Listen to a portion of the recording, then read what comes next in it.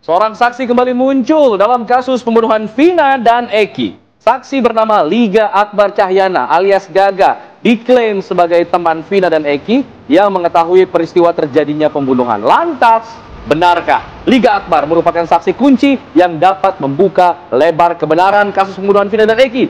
Apakah kesaksian Liga Akbar dapat membebaskan Peggy Setiawan yang kini meringkuk di penjara?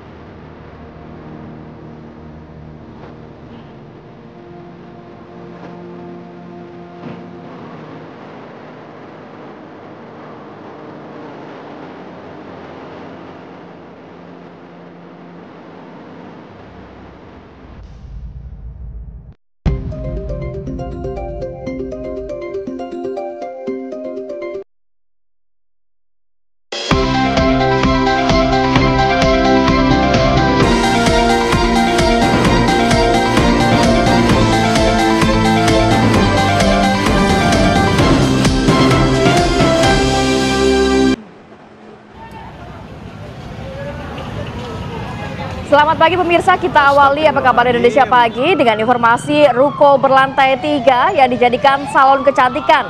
Ini yang berada di kawasan elit Pantai Indah Kapuk, Penjaringan, Jakarta Utara pada Selasa malam terbakar. Petugas damkar yang tiba di lokasi langsung berusaha memadamkan api. Diduga kebakaran ini akibat arus pendek listrik dari lantai 1 dan api ini menjalar hingga ke lantai 3 ruko. Api dapat dipadamkan setelah 2 jam petugas ini berjibaku untuk memadamkan api dengan menggerakkan 8 unit mobil pemadam kebakaran.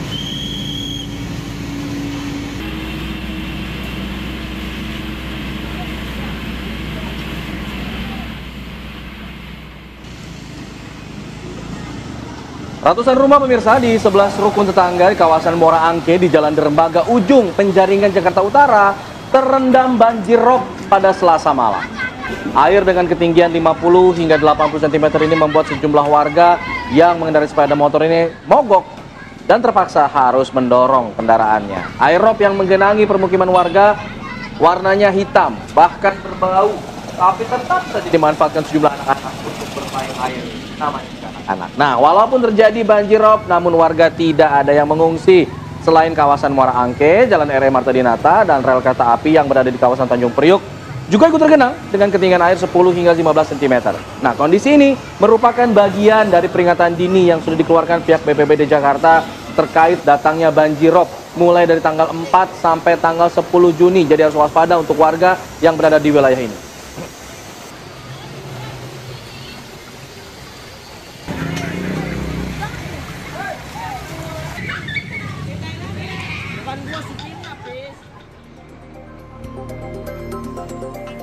Assalamualaikum warahmatullahi wabarakatuh. Selamat pagi pemirsa. Selamat pagi Rati. Pagi Alfat. Sehat hari ini? Alhamdulillah. Ini hari Rabu, biasa tengah-tengah pekan tuh pekan-pekan udah nggak fokus. Sabar ya, masih ada 2 hari lagi menjelang weekend. Jadi semangatnya tetap dijaga pastinya ya. Karena hari ini kita juga akan menyemangati pemirsa dengan menghadirkan beragam informasi. Salah satunya terkait lagi kasus pembunuhan Vina dan juga Eki. Kabarnya Fat, ada saksi kunci terbaru. Walaupun nggak baru ya, ini 2016 sudah dikeluarkan di persidangan juga, dihadirkan di persidangan. Kali ini juga dihadirkan juga. Dihadirkan lagi dan kabar ya usah diperiksa kemarin, mencabut beberapa poin di BAP yang sebelumnya. Ini menarik. Artinya apakah kemudian pencabutan BAP ini berpengaruh terhadap apa yang sedang dilakukan sekarang?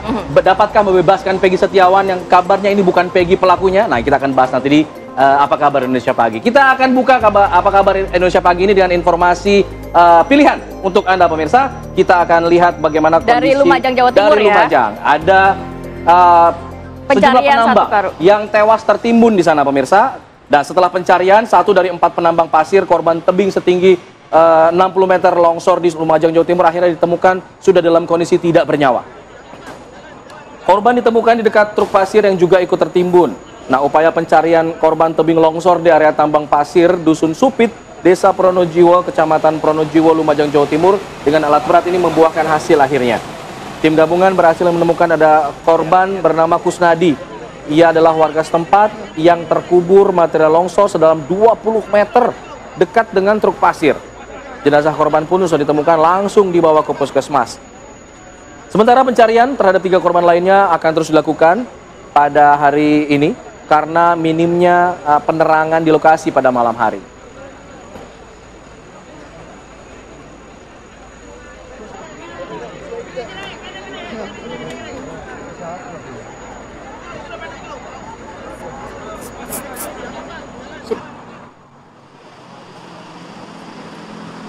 Ya, dari kabar selanjutnya ada sesosok mayat pria diduga pelaku pencurian kabel. Dan ini ditemukan di dalam gorong-gorong Kali Gresik, Bundaran Hotel Indonesia di Menteng, Jakarta.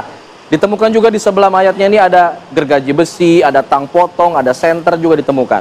Nah, penemuan mayat berawal dari terciumnya bau tidak sedap dari gorong-gorong di Jalan Muhammad Yamin di Menteng, Jakarta Pusat. Warga curiga nih, lalu kemudian masuk ke gorong-gorong dan ternyata menemukan sumber baunya. Ada mayat seorang laki-laki. Polisi yang tiba di lokasi juga langsung mengevakuasi jasad ini yang identitasnya memang belum diketahui. Dan jasadnya dibawa ke rumah sakit. Menurut saksi mata, sebelumnya pada Sabtu malam memang sempat mendengar ada suara ledakan yang sumbernya memang tidak diketahui. Korban ini diduga pelaku pencurian kabel dengan barang bukti berupa gergaji besi tadi, ada tang besi dan juga senter. Diduga ia tewas tersetrum begitu ya pada saat hendak mencuri kabel ini. Baik, dari wilayah Jakarta kita akan ajak pemirsa untuk ke wilayah Makassar, di mana seorang wanita ini berusia 66 tahun ditemukan tewas di dalam rumah pribadinya di Jalan Tudopoli, Makassar dengan kondisi leher dan juga wajah ini memar. Wanita tersebut ditemukan meninggal di rumahnya dan pihak kepolisian yang datang ke TKP langsung melakukan olah tempat kejadian perkara dan mengambil beberapa barang bukti untuk dipelajari. Dari keterangan saksi, jenazah ditemukan pertama kali oleh warga pada pukul 12 siang. Saksi curiga ini lantaran Tarimah tidak kunjung keluar dari rumahnya serta lampu yang biasanya ia matikan di pagi hari pun masih tetap menyala. Dari kejanggalan ini pun warga dan juga pemuda sekitar langsung berinisiatif untuk mencongkel pintu rumah dan juga mendapati Tarimah sudah tidak bernyawa dengan luka memar pada bagian wajah dan juga lehernya. Pihak kepolisian ini masih menunggu tim forensik dari Rumah Sakit Bayangkara Makassar untuk mengetahui penyebab meninggalnya Tarimah yang diketahui hanya tinggal seorang diri.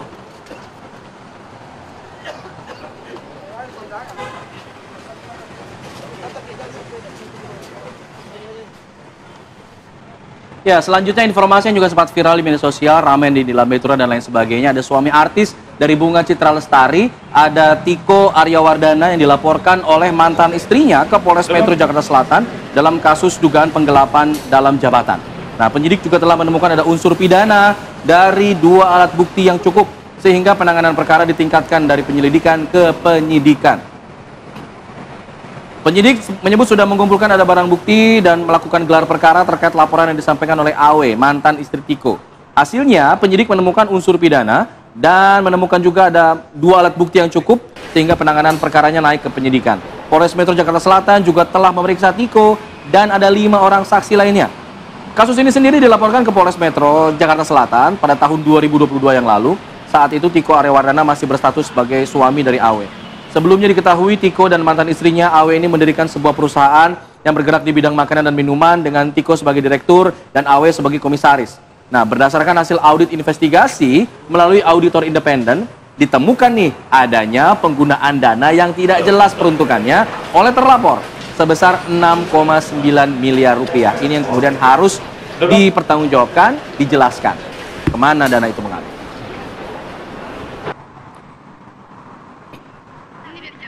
Kita bergeser ke Maluku pemirsa, puluhan murid SMP Negeri 29 Kabupaten Buru di Maluku harus menyeberangi derasnya arus sungai untuk bisa pulang dari sekolah mereka. Jadi inilah kondisi di mana saat anak-anak tersebut terpaksa untuk menyeberangi derasnya arus sungai akibat memang hujan yang terjadi sejak Senin malam. Ini mengakibatkan meluapnya Sungai Keramat di Desa Namlea Ilat. Video menunjukkan saat para siswi ini nekat untuk menyeberangi derasnya sungai, nyaris terbawa aliran arus sungai yang sangat deras. Mereka terlihat menyeberangi derasnya arus sungai hanya mengandalkan seutas tali dan juga bantuan dari warga setempat. Wah, ngeri banget ya kalau begini ya.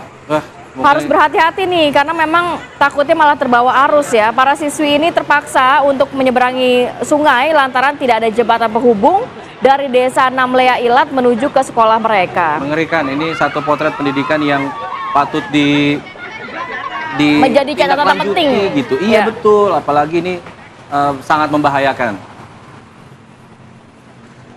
Baik, kita beralih ke informasi lain pemirsa. Ini ada informasi mengenai puluhan warga desa Sekarwangi berada di Sukabumi, Jawa Barat ini diduga mengalami keracunan makanan usai menyantap makanan yang dibagikan oleh salah satu warga saat mengadakan syukuran. Totalnya ada 160 warga dari Kampung Cikiwul, Desa Sekarwangi, Cibadak, Kabupaten Sukabumi, Jawa Barat. Diduga mereka keracunan makanan yang dibagikan oleh seorang warga yang mengadakan syukuran. Peristiwa berawal dari puluhan warga yang menghadiri acara syukuran di kampung ini dan usai acara penyelenggara membagikan nasi bungkus, dibagiin satu-satu. Nah, menjelang malam ternyata satu persatu warga yang memakan makanan tadi, nasi bungkus tadi, mengalami mual-mual, muntah-muntah, serta buang air besar secara terus-menerus. Nah, hingga saat ini petugas rumah sakit juga terus menangani dan juga mendata lagi jumlah korban yang diduga mengalami keracunan makanan.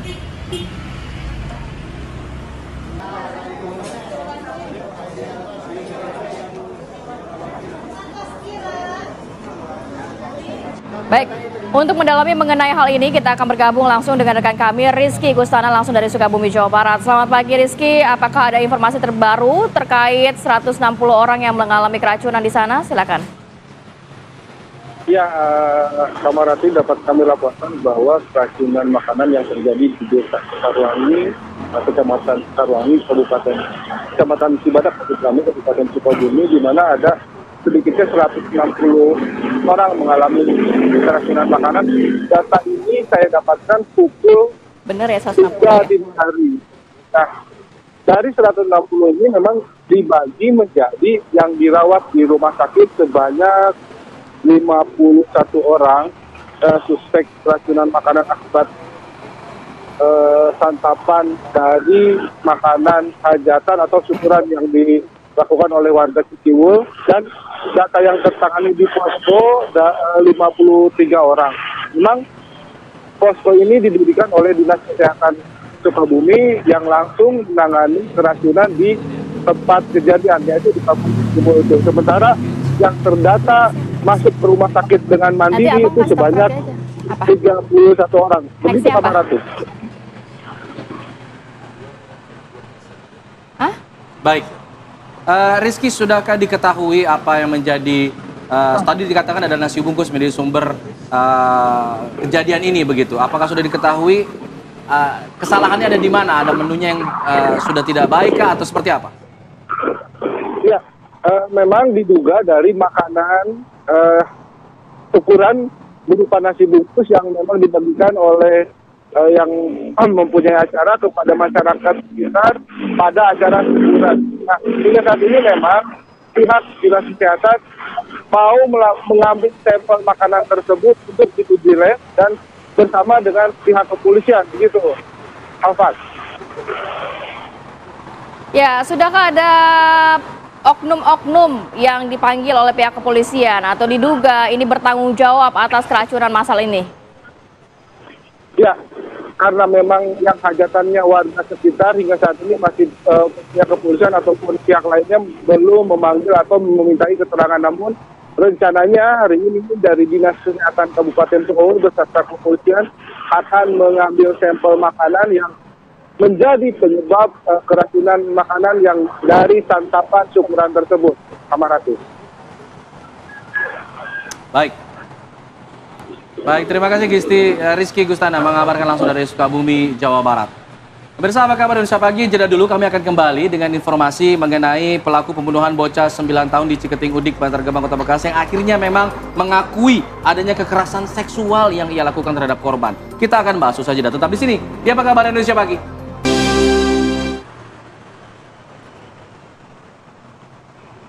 Pemirsa, pelaku pembunuhan bocah 9 tahun di Ciketing Udik, Bantar Gebang, Kota Bekasi akhirnya mengakui adanya kekerasan seksual yang dilakukan kepada korban sebanyak 2 kali. Kekerasan seksual dilakukan pelaku sebelum membunuh korban. Polisi kemudian menurunkan anjing pelacak untuk menyusuri rumah tersangka guna menemukan kemungkinan adanya korban lain di rumah tersangka. Kelakuan keji yang dilakukan Didi Setiawan, lansia di Kampung Ciketing Selatan, Ciketing Udik, Bantar Gebang, ini mulai terungkap. Pelaku akhirnya mengaku melakukan pencabulan sebanyak 2 kali kepada korban. Tersangka sebelumnya tidak mengakui adanya tindak pidana kekerasan seksual kepada korban. Namun dari hasil otopsi menggambarkan korban ini mengalami kekerasan seksual karena terdapat luka baru di bagian kemaluan korban. Tersangka membunuh dengan cara dicekik dan juga membekap korban. Jasad korban kemudian dimasukkan ke dalam karung dan diletakkan di dalam lubang pompa air sedalam 2 meter. Tersangka ini melakukan aksinya dengan merayu korban, beberapa kali memberikan uang kepada korban senilai Rp5.000 hingga Rp15.000. Polres Metro Bekasi Kota bersama Dit Samapta Polda Metro Jaya kembali melakukan olah TKP kelima di rumah tersangka dengan anjing pelacak. Dengan ini juga diupayakan mencari jejak korban lainnya. Kemungkinan adanya jejak korban lainnya. Pihak kepolisian juga belum dapat menjelaskan hasil dari penyisiran tersebut, namun ia mengatakan tidak ditemukan korban lain dalam rumah tersangka.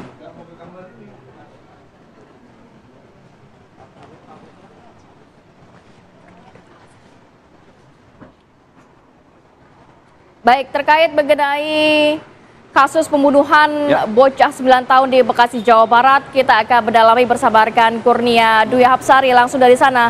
Nia, adakah informasi terbaru setelah kemarin dilakukan olah tempat kejadian perkara, kemudian juga diterjunkan juga anjing pelacak, apakah ada ditemukan fakta-fakta baru? Nia, silakan. Iya, selamat pagi Ratih, Alfat dan juga pemirsa. Kasus pembunuhan bocah perempuan berusia 9 tahun di Kampung Ciketing Selatan, Ciketing Udik, Bantar Gebang, Kota Bekasi ini terus menjadi perhatian masyarakat sekitar karena memang pelaku sendiri merupakan tetangga dari korban yang rumahnya hanya berjarak sekitar 100 meter. Dan memang untuk kasus pembunuhan ini dikatakan oleh pihak kepolisian bahwa pelaku ini bukan hanya membunuh namun juga melakukan kekerasan seksual terhadap korban sebanyak 2 kali. Hal ini dibuktikan dari hasil forensik dari Rumah Sakit Polri, hasil otopsi dari Rumah Sakit Polri Kramat Jati. Dan memang diakui oleh pelaku sendiri ini ia melakukan kekerasan seksual pada hari Jumat malam saat korban dinyatakan hilang dan hari Sabtu pagi 2 jam sebelum korban akhirnya dibunuh oleh pelaku. Korban ini dibunuh oleh pelaku dengan menggunakan bantal, ia dibekap dengan menggunakan bantal dan juga dicekik hingga akhirnya meninggal dunia. Memang untuk saat ini motif dari pembunuhan ini masih terus didalami oleh pihak kepolisian. Pihak kepolisian juga melakukan kerjasama dengan Asosiasi Psikologi Forensik Indonesia untuk mengetahui pasti apa sebenarnya motif dari pembunuhan keji yang dilakukan lansia berusia 61 tahun ini. Pihak kepolisian juga kemarin siang menurunkan anjing pelacak ke lokasi rumah dari pelaku ini untuk menyisir apakah ada korban lain atau tidak, namun hasil sementara tidak ditemukan korban lain. Dan terkait dengan perdukunan di dalam rumah pelaku, pihak kepolisian akan melakukan konfrontir antara pelaku dengan saksi M yang merupakan teman dari pelaku ini untuk melakukan konfrontir siapa sebenarnya dukun dari kegiatan perdukunan di rumah pelaku, karena memang di dalam rumah pelaku ini ditemukan alat-alat perdukunan dan memang ingin dibuktikan apakah kasus pembunuhan ini ada kaitannya dengan ritual perdukunan di dalam rumah pelaku atau tidak. Demikian Alfat. Baik, Kurnia Dwi Hapsari mengabarkan dari Bekasi, Jawa Barat. Baik, ini juga menjadi catatan untuk kita semua ya. Ternyata masih ada kasus ruda paksa dan akhirnya berujung pada kematian korban berusia 9 tahun diiming-imingi uang 5.000, 15.000 Alfat. Harus jadi perhatian para orang tua ya, agar kemudian tetap waspada, jangan sampai mengikuti apa orang yang tidak dikenal. Baik, kita jeda dulu ya. Kita akan kembali lagi nanti usaha jeda, tetap di sini di Apa Kabar Indonesia Pagi.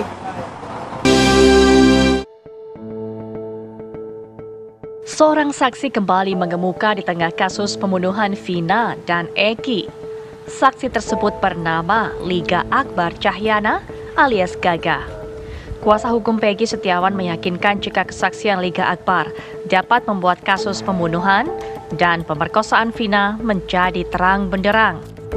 Menurut kuasa hukum Peggy Setiawan, Liga Akbar merupakan teman dekat pasangan Vina dan Peggy. Liga juga diklaim mengetahui peristiwa pembunuhan dan pemerkosaan Vina. Liga yang disebut-sebut sebagai saksi kunci Selasa sore mendatangi Mapolda Jabar bersama kuasa hukumnya. 7 kuasa hukum mendampingi Liga Akbar untuk memberikan keterangan kepada penyidik terkait kasus pembunuhan Vina dan Eki. Dalam putusan PN Cirebon tahun 2017 diketahui Liga Akbar berada di lokasi pembunuhan, mengendarai sepeda motor Mio warna hitam, melintas di depan SMP Negeri 11 Cirebon. Sementara itu diketahui di hari yang sama, sejumlah saksi juga mendatangi Mapolda Jabar. Saka Tatal datang didampingi kuasa hukumnya, Titin, Krisnamurti, dan Farhad Abbas, serta adik Peggy Setiawan yaitu Robi dan rekan kerja Peggy Setiawan yang juga didampingi kuasa hukumnya. Lantas, benarkah Liga Akbar merupakan saksi kunci yang dapat membuka lebar kebenaran kasus pembunuhan Vina dan Eki? Apakah kesaksian Liga Akbar dapat membebaskan Peggy Setiawan yang kini meringkuk di penjara? Tim TV One mengabarkan. Udah ya Mas ya.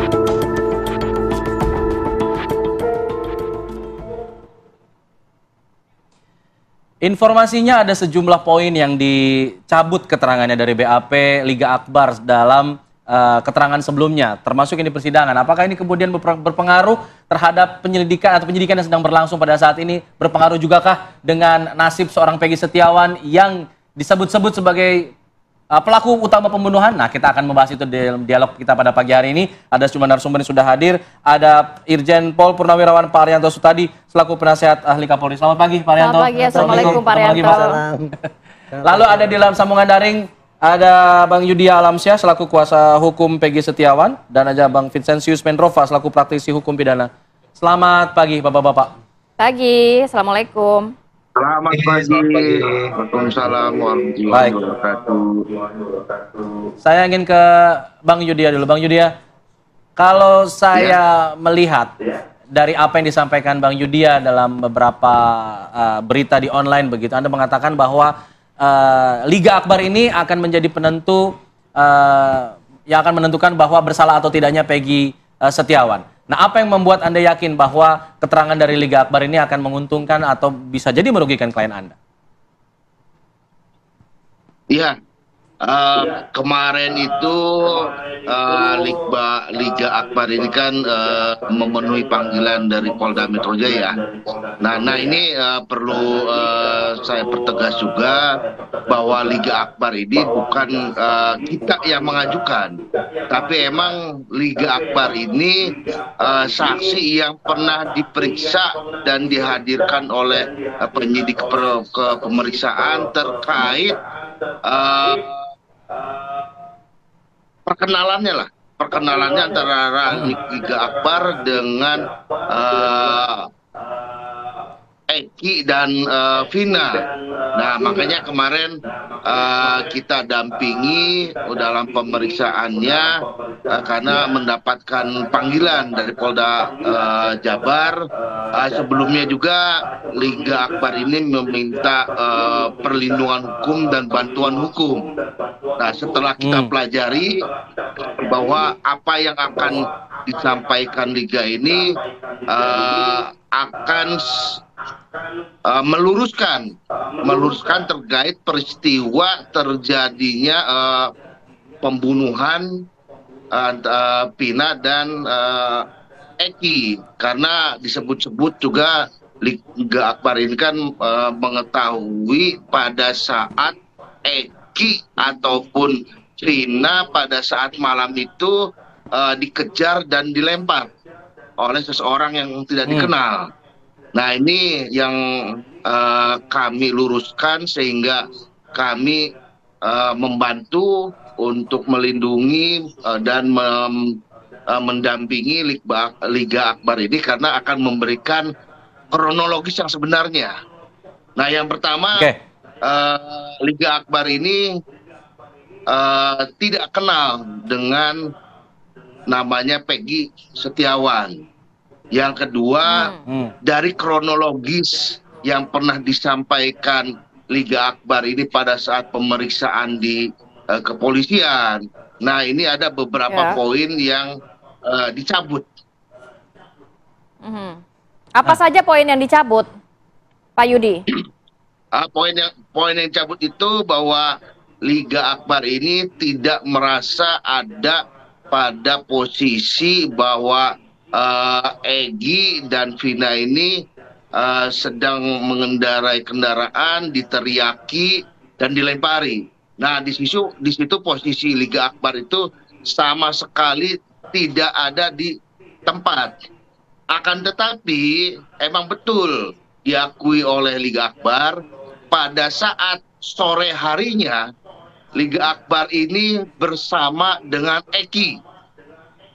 Kemudian sekitar pukul setelah maghrib itu Eki ini berpamitan untuk menjemput Vina dengan maksud akan mengadakan perkumpulan salah satu geng motor.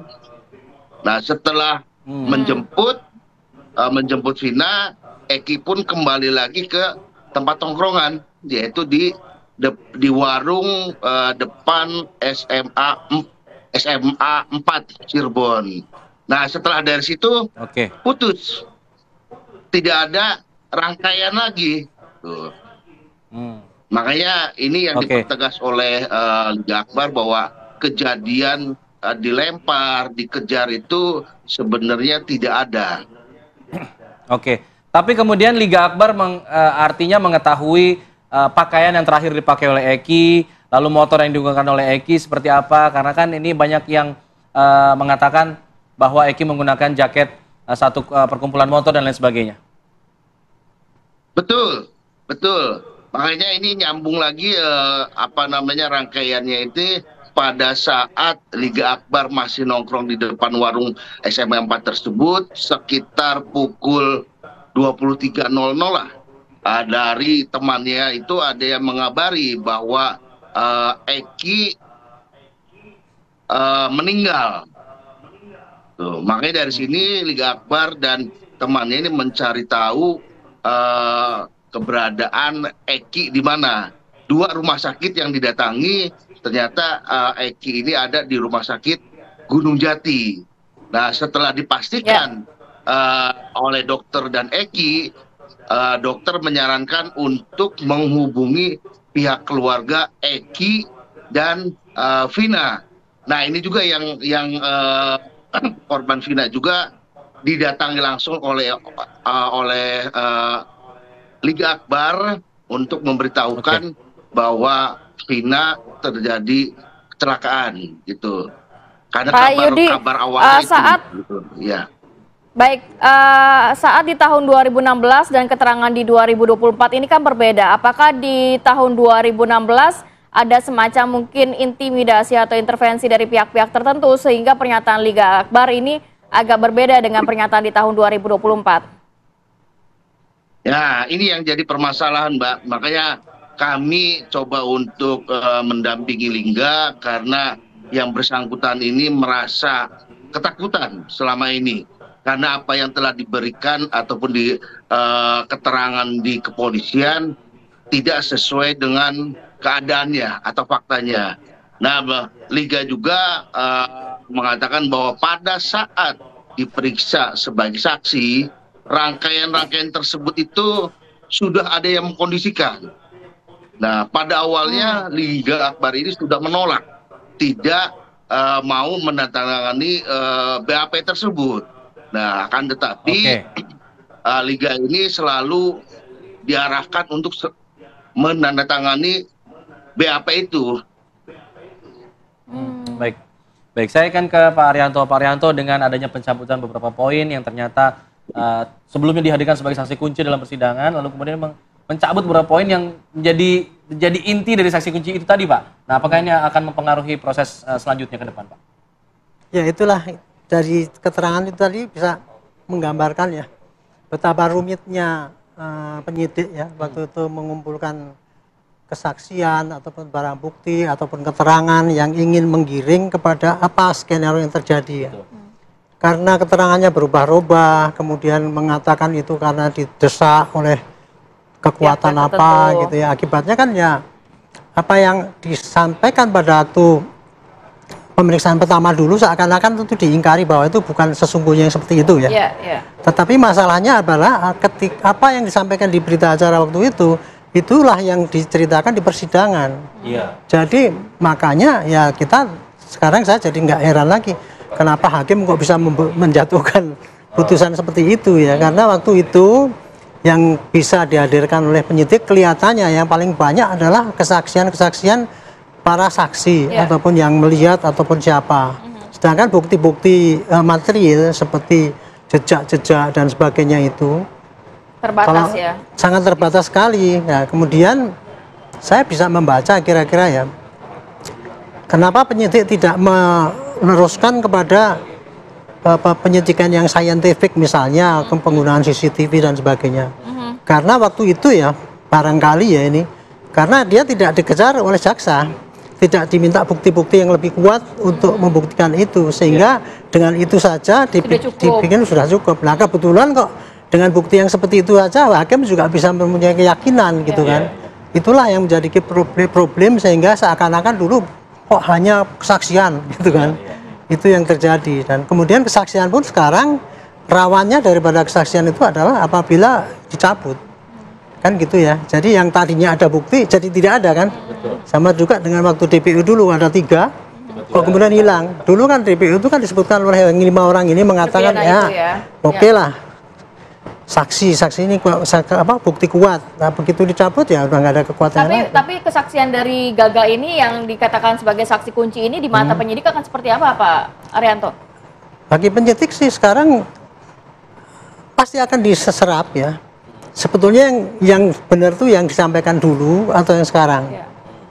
Kalau estimate saya pasti nanti dari pemeriksaan itu kalau meragukan pasti nanti digunakan lie detector atau ahli forensik untuk menilai kesaksian itu, mana yang benar mana yang salah gitu.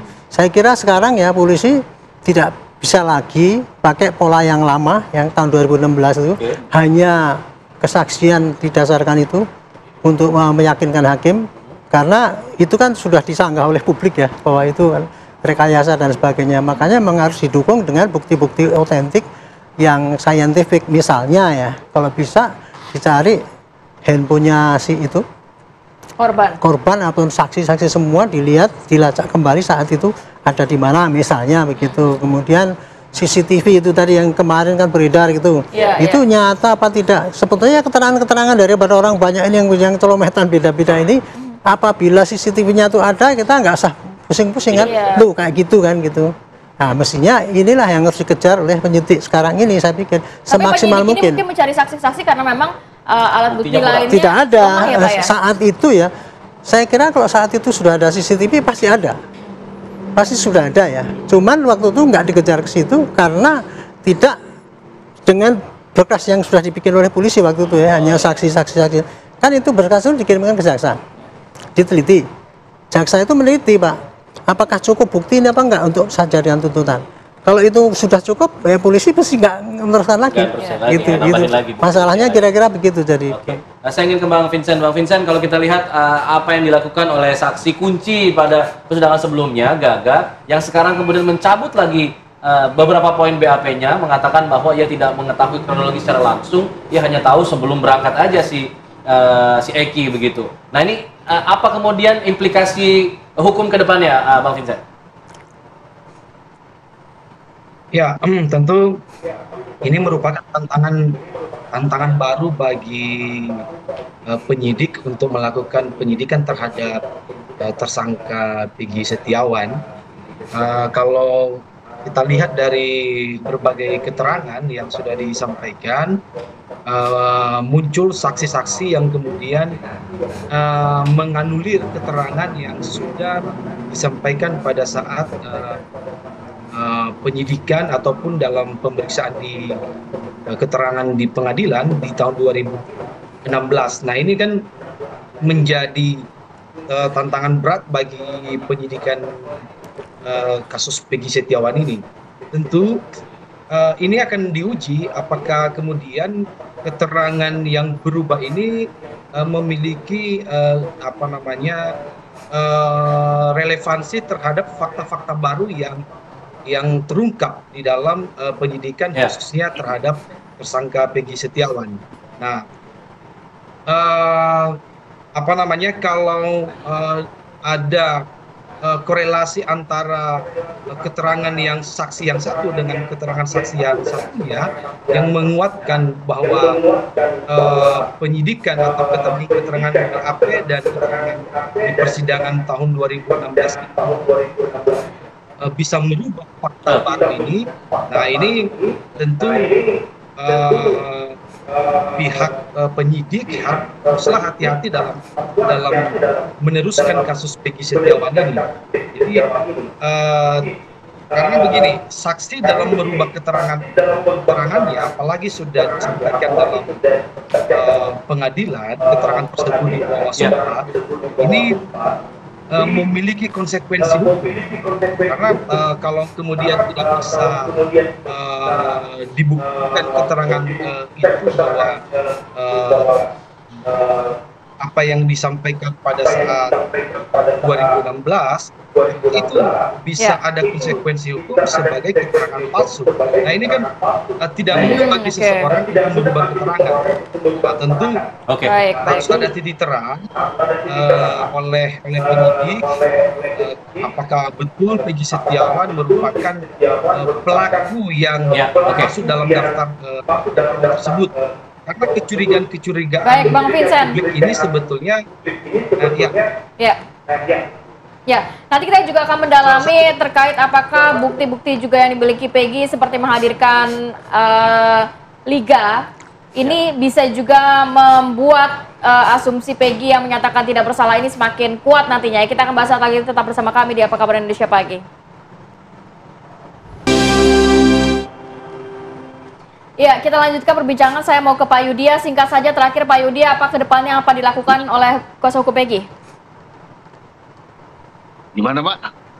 Coba. Nextnya kedepannya langkah apa yang akan dilakukan kuasa hukum Peggy, Pak? Iya, singkat kita saja. Tetap untuk mencari keadilan dari Peggy Setiawan lah. Makanya ini kan ada alur yang emang berubah dan terpotong. Makanya ini proses masih panjang karena dari Liga Akbar juga kan menyebutkan beberapa orang yang harus diminta konfirmasinya, termasuk dari pihak penyidik.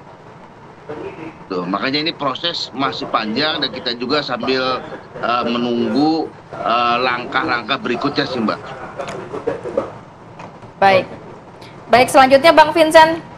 Terakhir Bang, dari Abang singkat aja Bang, mengenai kasus kematian Vina dan juga Eki ini.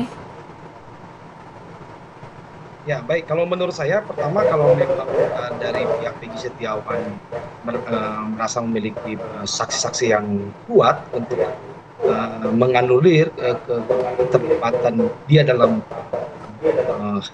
tindak pidana ini, yang menurut saya ini memang bisa dilakukan pra-peradilan terhadap sah tidaknya penangkapan itu. Karena kalau misalnya kita menunggu pihak penyidik untuk menghentikan perkara ini, tentu itu bukan sesuatu hal yang mudah untuk dilakukan oleh penyidik. Karena ini penyidik berupaya untuk membuktikan bahwa ada keterlibatan dan benar ada keterlibatan Peggy Setiawan. Jadi langkah yang harus dilakukan harus diuji karena memang kan publik dan juga dari keterangan-keterangan saksi ini dikatakan bahwa Peggy Setiawan yang ditangkap ini bukan dia pelakunya. Nah, menurut saya Peggy Setiawan melalui kuasa hukumnya bersama-sama dengan hukum bisa menguji sah tidaknya penangkapan tersebut, sah tidaknya halan tersebut. Nah, ini kalau sudah diuji di pra-peradilan tentu akan jelas dan terlihat apakah salah tangkap atau tidak. Jadi menurut saya untuk menguji itu sudah ada forumnya, yaitu melalui forum peradilan. Demikian. Oke, baik. Pak Rianto, terakhir mungkin tadi ada dikatakan memang harus dilakukan pra-peradilan untuk menguji bagaimana kekuatan penyidik dalam hal pentersangkakan ini. Nah, apakah kemudian dengan pra-peradilan ini, lalu kemudian ada dari kesaksian baru dari Gaga, nah ini bagaimana kemudian penyidik harus bersikap untuk kemudian agar kasus ini terang-menerang? Ya, dengan banyaknya sanggahan-sanggahan ini ya, menurut saya ini malah bagus ya. Untuk penyidik lebih tajam lagi mencari barang bukti yang menguatkan si Peggy ini apakah dia terlibat apa tidak. Ya. pengalaman yang lalu kalau cuman yang kesaksian-kesaksian itu sudah disanggah lah bahwa itu rekayasa dan sebagainya. Makanya sekarang di samping penyidik itu membandingkan mana yang kuat ya, mana yang benar, bukti-bukti yang memberatkan atau yang meringankan, dia juga harus mencari juga dukungan untuk meyakinkan hakim nanti bahwa yang terjadi adalah ini yang saat adanya, bukan hanya cerita dari yang memberatkan maupun yang meringankan. Nanti mereka bisa gampang sekali dicabut di sana gitu ya, sehingga akhirnya hakim jadi bingung. Dan ini terakhir, penyidik harus hati-hati bahwa kalau hanya membebankan ataupun mendambakan pada keterangan saksi, kira-kira nanti hakim jadi tidak yakin itu putusannya, sehingga bisa berubah dari putusan yang tahun 2016 dulu. Kira-kira gitu. Ya, kita harapannya juga walaupun dengan banyaknya saksi-saksi yang muncul ini juga bisa membuka kasus ini semakin terang benderang begitu ya, Pak Arianto. Lebih tajam. Ya? Jadi penyidikannya lebih tajam. Ya, terima kasih banyak Pak Arianto Sutadi sudah berbagi informasi, dan juga Pak Yudia dan juga Bang Vincentius yang sudah berbagi informasi pada pagi hari ini. Selamat beraktivitas kembali. Assalamualaikum.